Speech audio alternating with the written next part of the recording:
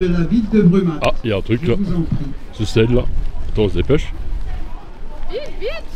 Ah oui, oui. Je vous remets le trophée du relais pour la vie. Merci, chers collègues, madame Nadia.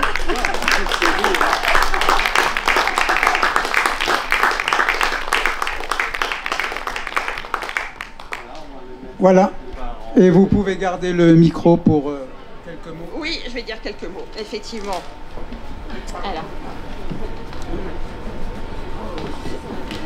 Alors, monsieur le maire, Étienne Wolf, monsieur le président du comité départemental de la Ligue contre le cancer, Robert Herrmann, chers survivants, bénévoles, participants du relais pour la vie. Il y a 2 ans, la commune de Dambar-la-Ville remettait le trophée du relais pour la vie à Oberhausbergen. Le 17 juin 2023, à la même heure, la 16e édition du relais débutait officiellement. Et durant 24 heures, la commune d'Oberhausbergen a vibré au son du relais pour la vie. Et nous avons découvert cette extraordinaire famille du relais pour la vie. Donc les survivants, les bénévoles de la Ligue et tous les scientifiques qui nous accompagnent. Et durant ces 24 heures, une multitude d'autres personnes est venue compléter cette famille. Les associations, les sponsors, les mareurs, les coureurs, les marcheurs, le conseil municipal, tous les bénévoles et énormément d'habitants de la commune avec un seul objectif, se mobiliser pour la lutte contre le cancer. Et c'est là que la magie a opéré.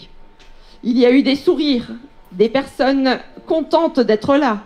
Il y a eu de la joie, de l'émotion, des moments de recueillement, des moments de tristesse. Il y a eu de belles rencontres. Il y a eu du sport, de la musique, des chants, des concerts. Et maintenant, c'est à la ville de Brumat de réaliser votre relais pour la vie. Alors, bonne chance à vous, mettez-y du cœur et profitez de ces 24 heures. Merci. Et donc je passe tout de suite la parole à monsieur le maire de Brumat. Mesdames et messieurs, soyez les bienvenus à Brumat pour ce 17e relais pour la vie.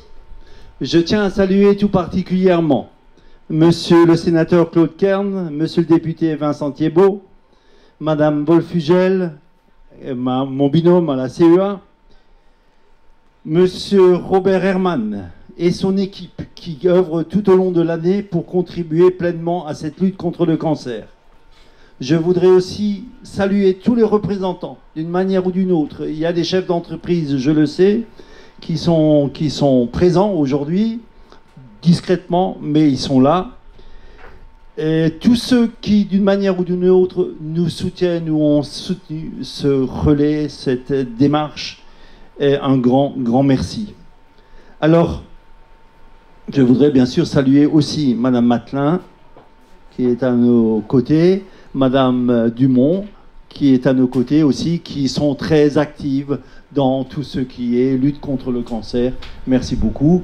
Et bien sûr, saluer aussi l'œuvre, le fervent organisateur avec toute son équipe, Danny Husser, qui a œuvré depuis des semaines et des mois pour que ce soit une réussite. Vous tous, les maillots jaunes, qui vous êtes battus contre cette maladie omniprésente dans notre monde. J'aurais bien voulu aujourd'hui pouvoir saluer à nos côtés celui qui était à l'origine localement de ces relais pour la vie, notre ami Gilbert Schneider. Avec son humour, il nous parlait de son cancer, de ce cancer qui le malmenait. Et cette 17e manifestation ici à Brumat devait être sa dernière manifestation. Aujourd'hui, notre ami Gilbert, mon ami Gilbert, nous avons une pensée toute particulière pour toi et tu nous regardes de là-haut. Un grand merci à vous, tous les bénévoles, au monde associatif, quel qu'il soit, qui s'est mobilisé pour cette manifestation et pour qu'elle puisse se tenir. Merci à vous tous qui allez participer à votre manière, en marchant, en courant, malgré la chaleur, pour venir en aide aux malmenés de cette maladie. Pardon. Je voudrais aussi saluer, bien sûr, Madame l'adjointe de Oberhausbergen, qui avait organisé il y a 2 ans, avec beaucoup de brio, cette manifestation, le 16e relais. Et bravo pour tout ce que vous avez fait. Et je pense que c'est une manifestation qui marque les gens, qui marque les élus, et qui nous invite et qui nous incite à continuer à notre manière par la suite à œuvrer contre cette maladie. Donc, merci beaucoup d'être présent, et je redonne la parole à notre grand animateur. On se connaît depuis fort longtemps, depuis 2008, exactement. Merci, monsieur le maire. Et je passe la parole à Vincent Thiebaud, donc député, qui s'exprime aussi. Ah, en dernier? Ah, bon, d'accord. Ok, alors, parce que c'était pas prévu. Bon. Donc, c'est pas grave, c'est pas grave.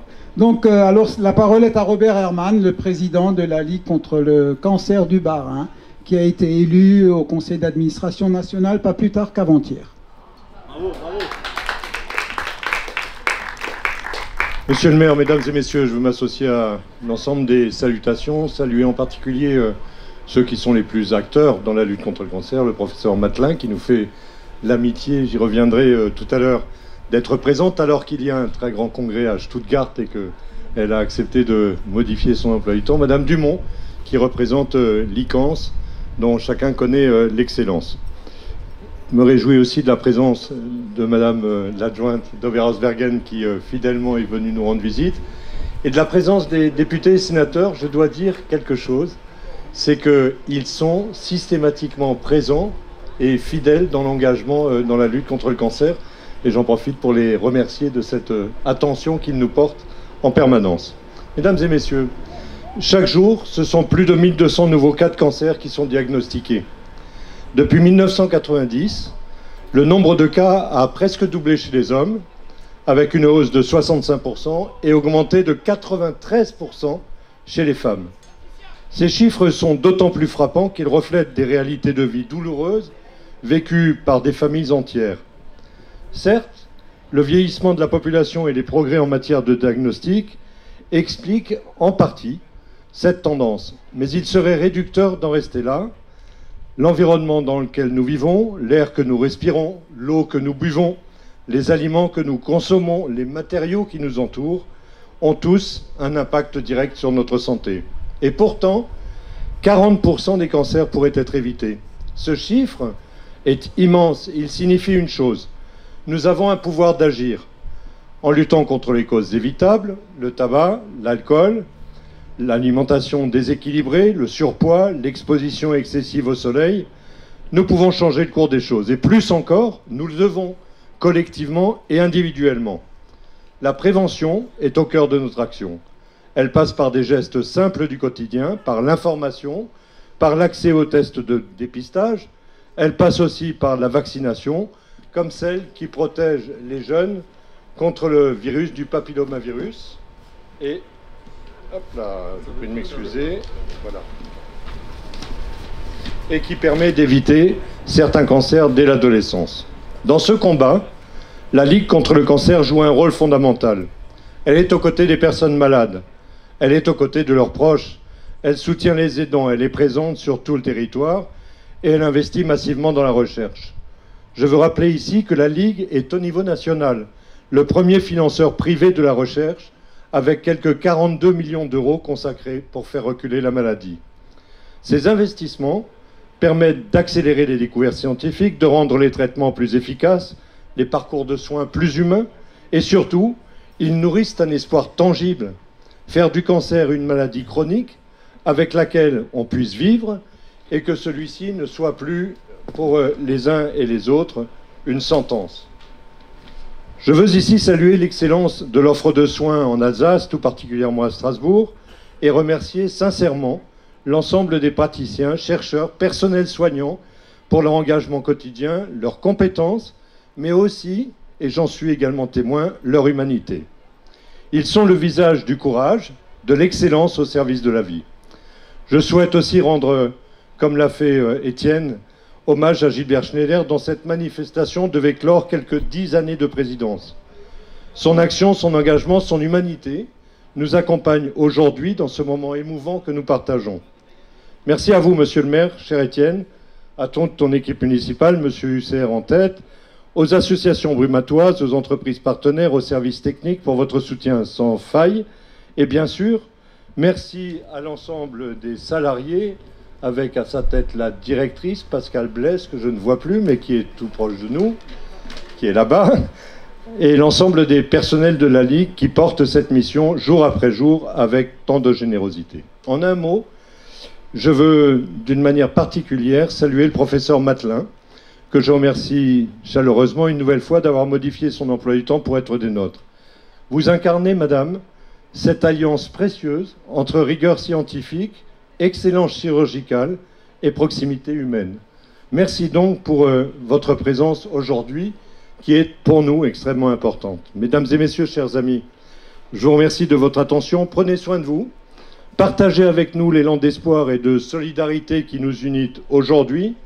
Ensemble, nous poursuivrons cette belle mission, rapprocher les cœurs, renforcer la prévention, soutenir la recherche et accompagner la vie. Je vous souhaite un excellent week-end aux uns et aux autres. Merci. Merci Robert.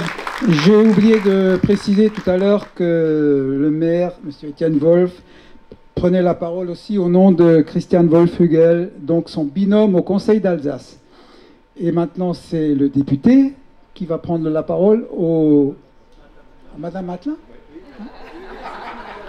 Décidément. Alors, Madame, oui, mais et eux ne sont pas prévus.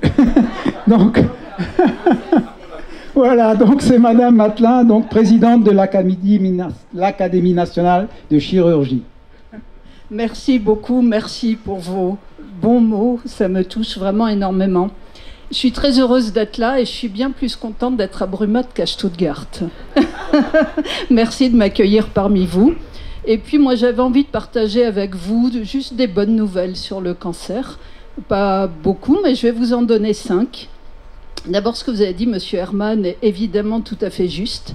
La prévention est capitale et on commence à en mesurer ses effets maintenant.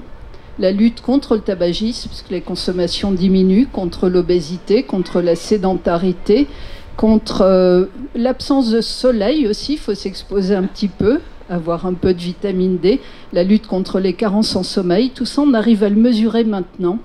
Et chez ceux qui font cette prévention, on arrive à constater la baisse des cancers. Donc quand vous dites on va réussir à avoir 40% de cancer en moins, j'y crois tout à fait. Pour le sein, on estime sur nos 62 000 nouveaux cas, on va en épargner 20 000. Donc ça, c'est quand même une bonne nouvelle qui fait les preuves du concept. Deuxième bonne nouvelle, je dirais, c'est les taux de participation au dépistage organisé, des cancers du sein en particulier. Vous savez que la France n'est pas bonne, hein, on a 46% de taux de participation. Mais la bonne nouvelle, je pense, c'est le Bas-Rhin. Grâce à la Ligue, grâce aux associations, grâce aux politiques, on est très bon, on est le meilleur élève en France. Et nos taux de participation sont supérieurs à 60%. On ne peut pas être à 100%, hein, puisqu'il y a des dames exclues du dépistage. 60%, c'est quand même remarquable. Donc bravo à vous et bravo à vous également qui allez participer. Troisième bonne nouvelle, je dirais, c'est que l'Académie nationale de chirurgie s'est emparée du problème du cancer en général, tout cancer, pour renforcer en France la formation des chirurgiens qui font du cancer. Que ce soit de l'urologie, de la pneumologie, que ce soit de la sénologie. Et il y a un dialogue qui est en cours avec les ministres, avec les politiques, pour augmenter la qualité de la chirurgie française vis-à-vis du cancer, la chirurgie française vis-à-vis du cancer. Et je pense que c'est une bonne nouvelle. Autre bonne nouvelle, c'est aussi la loi de février 2025 qui est passée. Elle a été votée, le lendemain c'est passé au JO. Et ça va permettre de rembourser tout ce qui est injuste pour un patient qui a un cancer du sein, le reste à charge, certains dépassements d'honoraires, les prothèses capillaires qui ne sont pas assez remboursées, les prothèses mammaires qui ne sont pas assez remboursées, les soins de support. Et là, on est dans un vrai progrès. Donc je pense que c'est vraiment très bien ce qu'on fait en France. Et puis, peut-être dernière bonne nouvelle, on va tous s'associer avec Brumath, avec nos politiques, avec la Ligue, le 8 à Paris. Il faudra que vous veniez, Monsieur Herman, hein. Vous êtes maintenant à la Ligue nationale, le 9 et le 10 à Strasbourg, hein, pour débattre tous ensemble avec des spécialistes mondiaux qui viendront de partout. On a 11 Chinois qui vont représenter la Chine, des Brésiliens, des Américains, des Européens, et ils vont débattre à Strasbourg du problème du cancer. Qu'est-ce qu'on peut faire pour améliorer les choses? Donc on est ravis de les accueillir et je sais que vous êtes nos partenaires. Donc voilà, que des bonnes nouvelles pour commencer la journée, et merci évidemment pour le soutien de tout le monde et bravo aux organisateurs.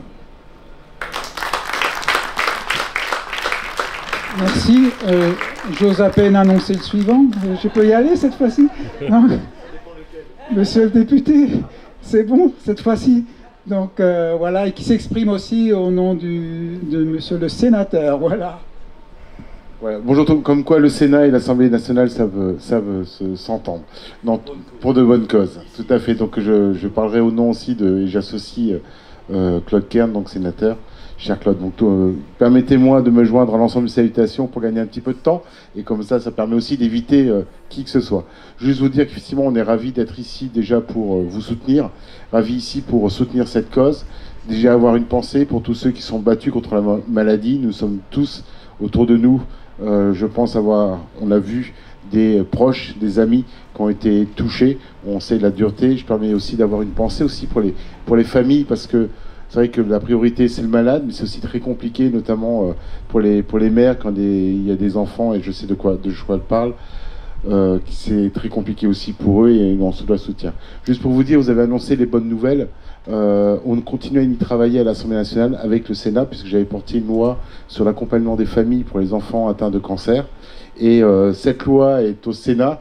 Et je travaille avec Claude Kern, et permettez-moi aussi d'y associer Elsa Schalk, sénatrice du Bas-Rhin, pour que cette loi puisse passer d'ici la fin de l'année au Sénat, et justement venir soutenir les familles. C'est très compliqué, notamment quand on a un enfant atteint de cancer. Alors, tout malade atteint de cancer, c'est compliqué, mais c'est vrai qu'on a souvent aussi, en tant que famille, ce sentiment de double peine, et on se doit effectivement de mieux accompagner, de mieux soutenir, et d'éviter ces sentiments de double peine avec des lourdeurs administratives ou des choses qui sont totalement incompréhensibles. Donc on y travaille aussi.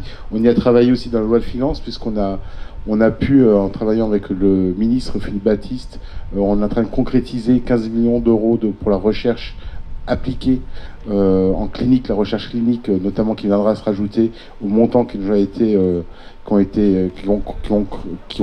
ont été augmentés ces dernières années sur la recherche fondamentale. Donc sachez que c'est notre préoccupation quotidienne, en tout cas à l'Assemblée nationale et au Sénat.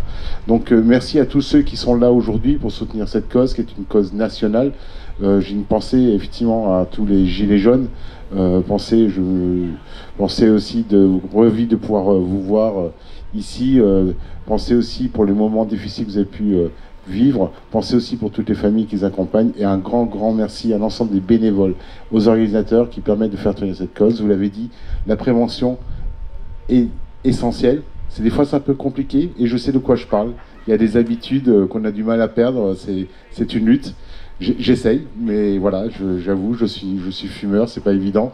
J'ai essayé déjà 3 fois, mais je n'espère pas d'arrêter définitivement, en tout cas d'en trouver la motivation pour arrêter.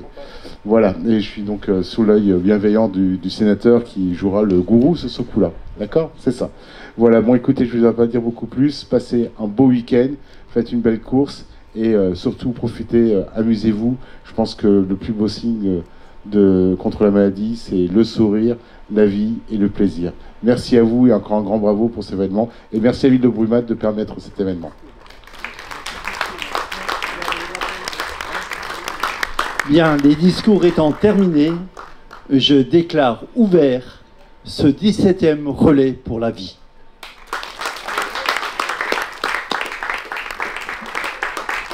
Oui, et pour commencer, le débuter, donc Nadine Boban va faire, qui est administratrice et représente les personnes malades au comité de la Ligue, va faire l'appel du tour d'honneur des survivants. Ce sont nos maillots jaunes à nous qui vont donc commencer le tour, et suivi ensuite par les élus et tous ceux qui veulent se joindre à ce premier tour de piste.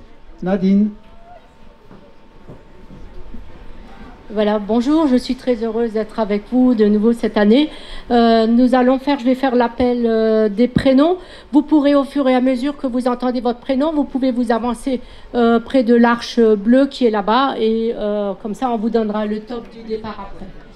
Alors voilà, Manuel, Françoise, Asma, Jean-Claude, Nadine, Odette, Gilbert, Hadjira, Youssef, Célia, Damien, Angélique, Cathy, Emmanuel, Charlotte, Marie-Odile, Gabi, Sylvie, Frédéric, Vanessa, Muriel, Yolande.